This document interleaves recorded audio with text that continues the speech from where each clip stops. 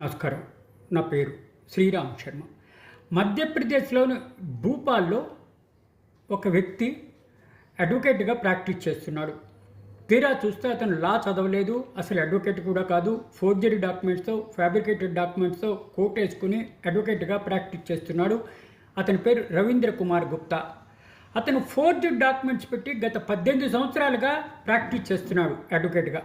కానీ అతను లాయర్ కాదు, ఏ బార్ కౌన్సిల్లోనూ కూడా ఎన్రోల్మెంట్ కాలేదు. ఇది గ్రహించి అతని మీద పోలీసులు క్రిమినల్ కేసు పెట్టారు.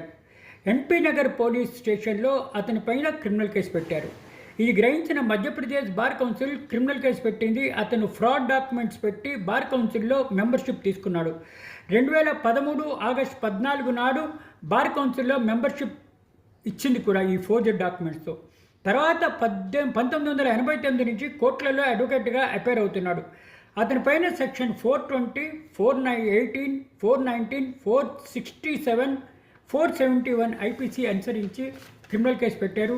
ఆయన లా పాస్ అవ్వలేదు, ఎక్కడా కూడా బార్ కౌన్సిల్లో అడ్వకేట్గా ఎన్రోల్మెంట్ కాలేదు. అయినా కోర్టు గౌను వేసుకుని కేసులు చేస్తూనే ఉన్నాడు. తర్వాత గ్రహించి అతన్ని జైలుకి పంపించారు క్రిమినల్ కేసు పెట్టి.